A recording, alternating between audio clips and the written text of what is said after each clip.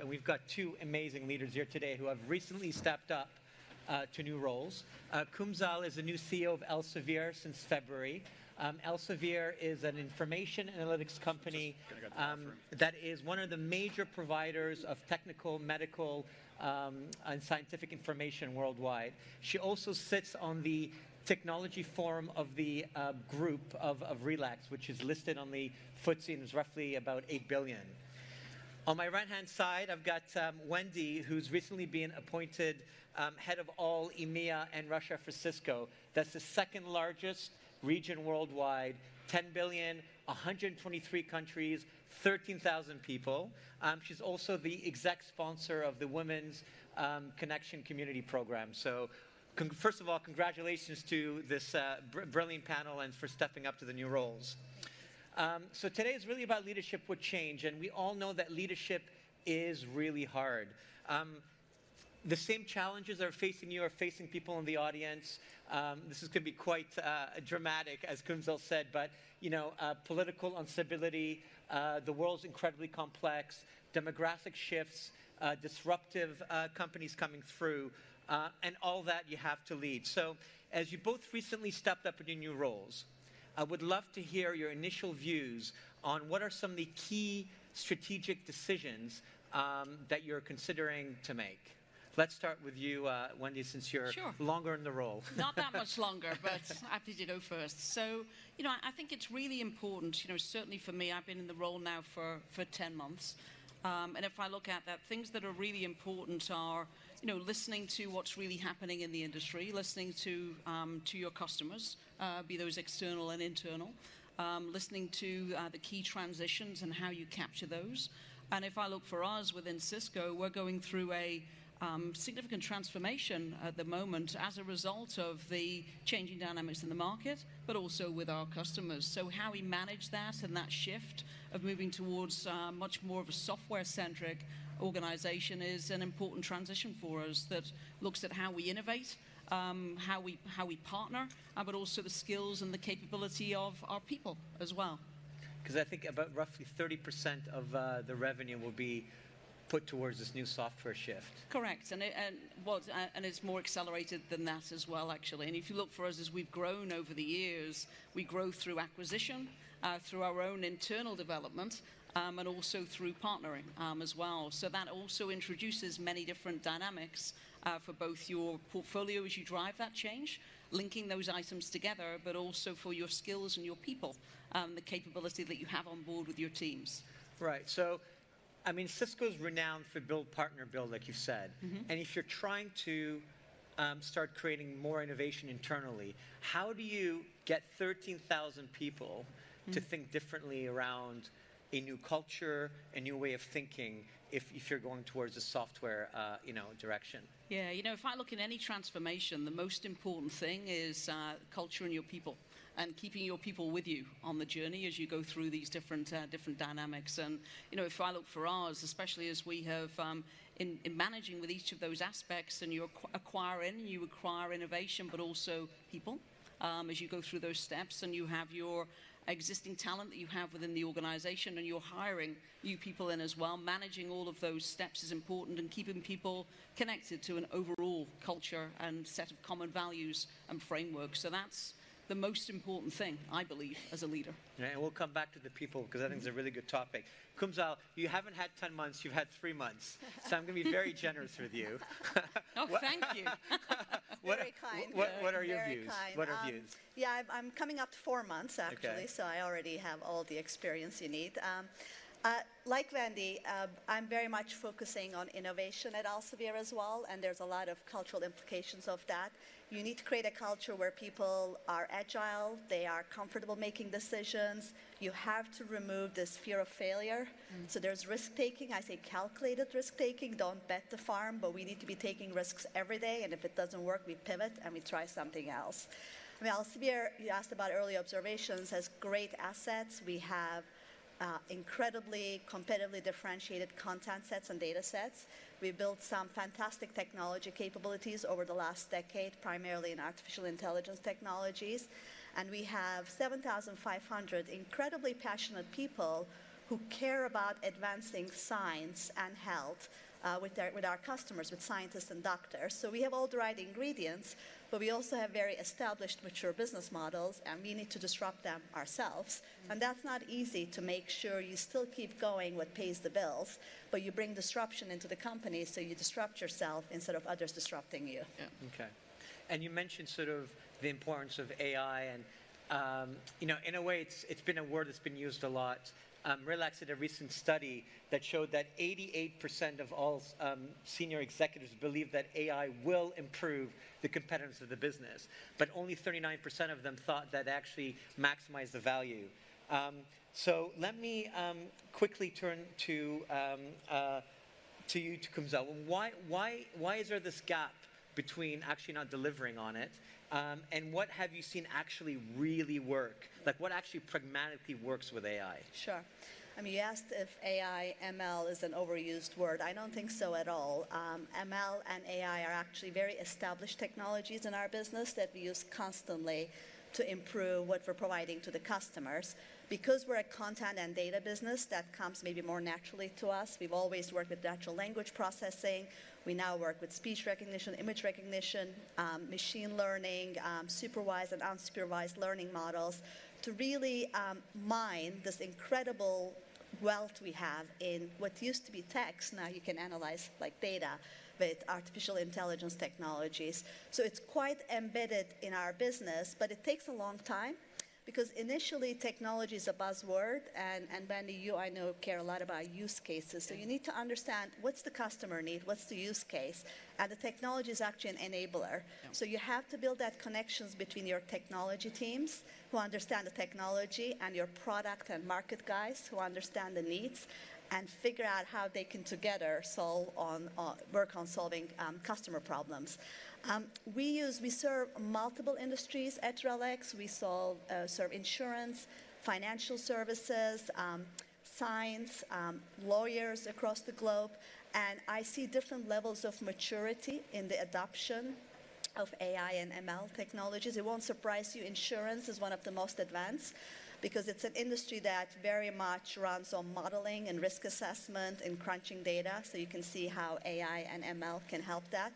And to give you a specific example, we have products that helps insurance companies price the risk of a driver so they can sell them auto insurance.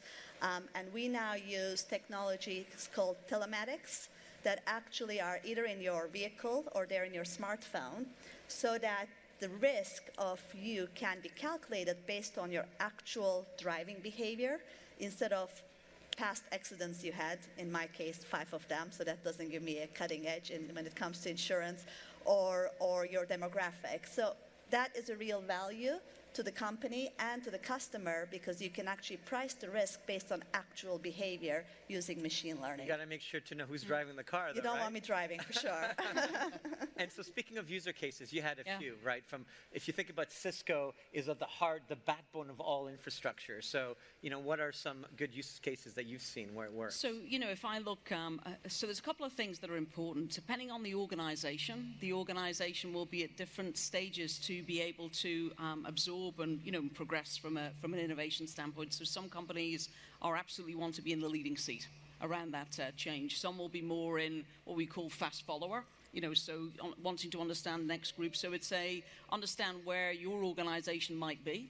When we talk with our customers, it's very much gauging that with them is important. And then if you the use case is mapping and understanding the relevance of that innovation to a specific environment. And certainly if you look by vertical industry, so for example in retail, if you look within the banking sector, if you look within manufacturing, wow, listen to that rain, and also utility, there's a huge amount of examples there for things such as, you know, we're showcasing downstairs around facial recognition. Right. You know, how can you leverage facial recognition with collaboration, technology and innovation, so that you can understand more about the people that you are meeting, prior to engaging with them in a collaborative conversation, leveraging video capability, but also getting some insights in advance on the individuals that you will be meeting with. And then also situations where if you look leveraging AI for understanding root cause analysis and diagnostics as well within the infrastructure environment, and linking the requirement of the application to the infrastructure quickly as well, so that you can benefit from the fact that the software can learn, can adapt, can understand, and you can get to root cause very, very quickly. So lots of examples of where the innovation is used in order to link to an organization, and either making sure you're maintaining uptime, you're maintaining the speed by which you're processing transactions, but also there'll be situations around health and safety within environments as well. So many examples that, so let's go with this, where it could go. Yeah. I mean, Kumzal, if you think about this whole debate around human judgment and AI, and we'll get to smart cities in a second, because that's the question I think everyone wants to ask, is will AI overcome human judgment? So I think part of the companies that Relax owns is Elsevier, which is all about legal. Will we have sort of a AI judge sitting there making decisions for us in the future? Yeah, no, I don't think we'll have an AI judge sitting there making decisions. I actually think AI will not replace human judgment. Never say never, but that's my personal view. I think AI will automate routine knowledge tasks so that human brain can focus on creativity, innovation, negotiation, things that actually require not routine work, but a lot of creativity. Kareem's asking about judges, because we now have, we've been innovating in our legal business, and we can predict a judge's decision on a case based on the facts of the case and their previous decisions that they've taken in similar cases. Now, will that ever replace a judge's judgment on the case? I don't think so. Can it improve the judge's judgment? Yes, because the judge can look at what the algorithms predict the decision would be, how other judges would have decided in that case, and then they can actually use judgment to understand if this is a decision that needs to differ or be the same as other judges, and really think through the complexity of that. But I think AI can improve our decision making significantly.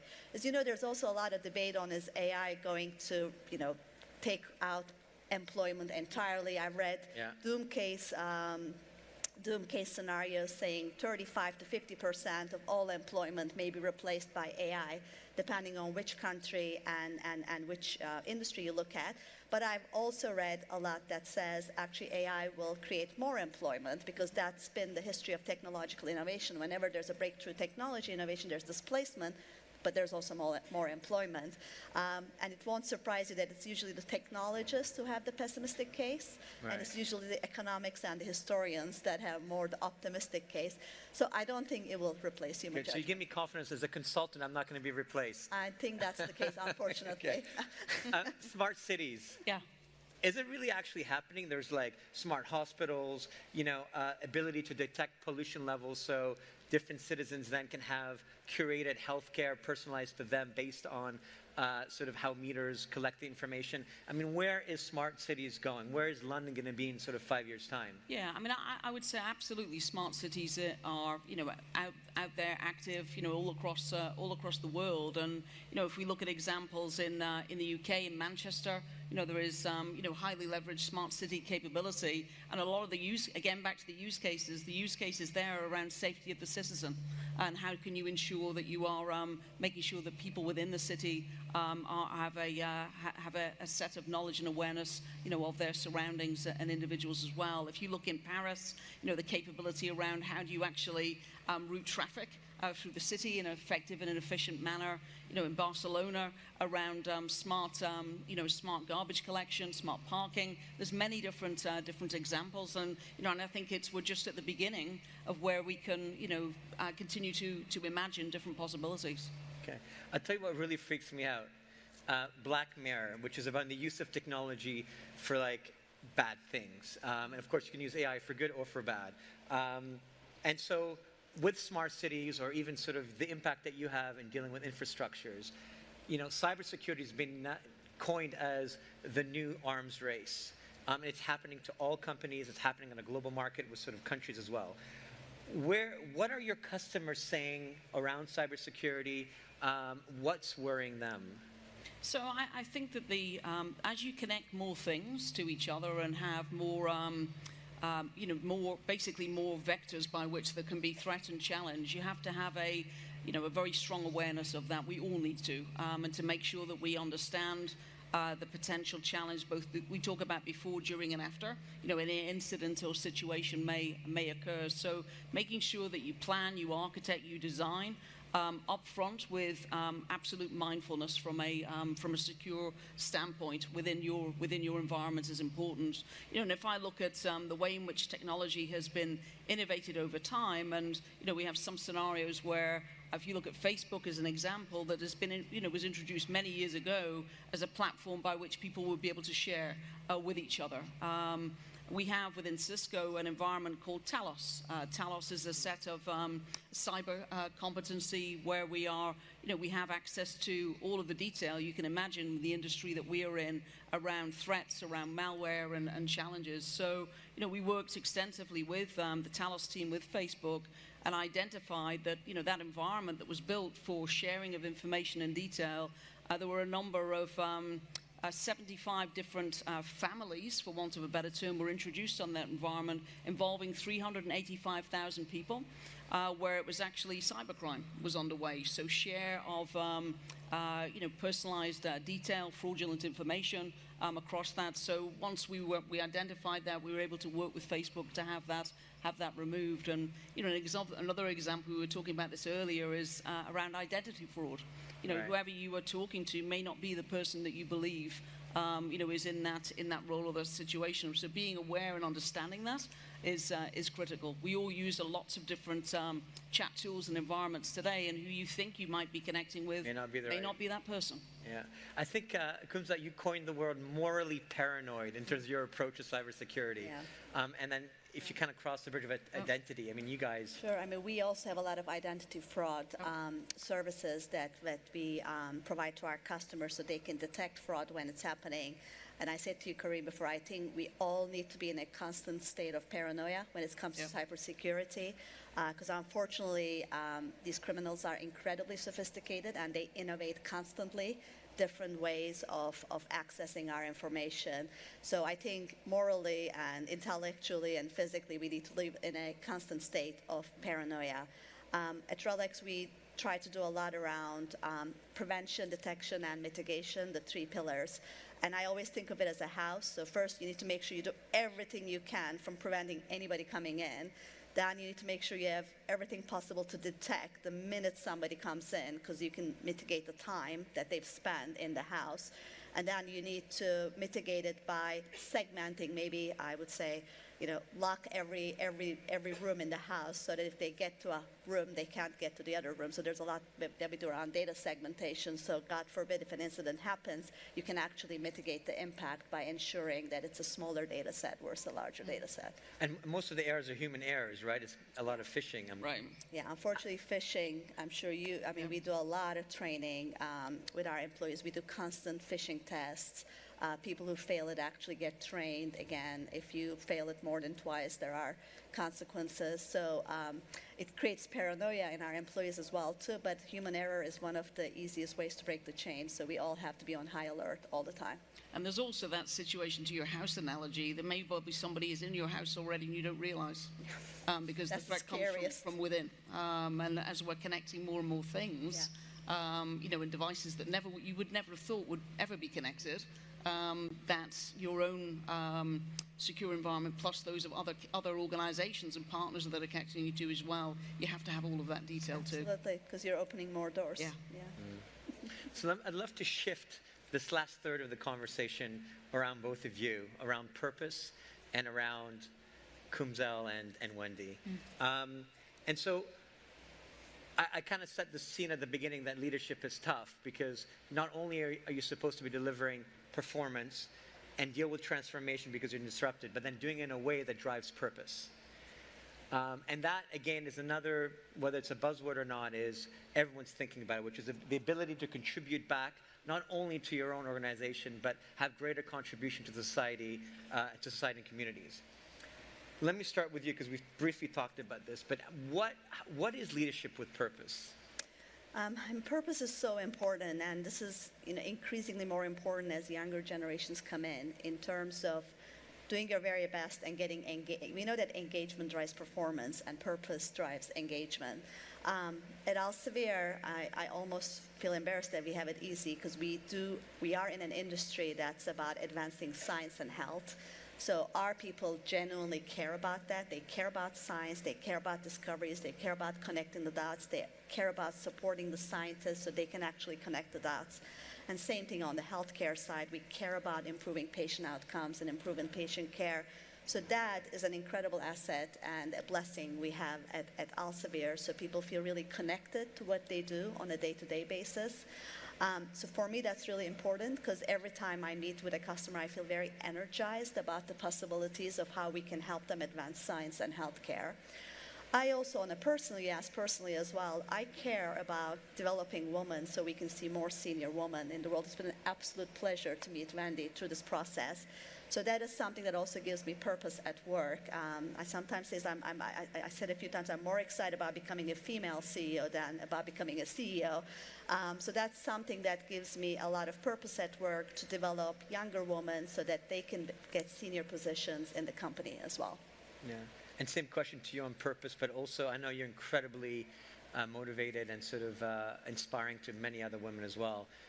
But so what is Cisco doing in terms of purpose, and then how do you attract greater talent as well? Yeah, I mean, if I look on the purpose piece and building on some of Kumsal's comments, within Cisco we have, so again, there's the same dynamics. Our teams want more, our people want more and want to feel it's not just about a job anymore, it's about more, more than that, and being able to bring their full selves to the workplace and the environment. And what we have done is we've introduced, as part of our corporate social responsibility program, our people can take 5 days a week, so 5 days during the calendar year, in order to give back and to do that associated with any cause that is special for them. So it's the ability for them to have that choice.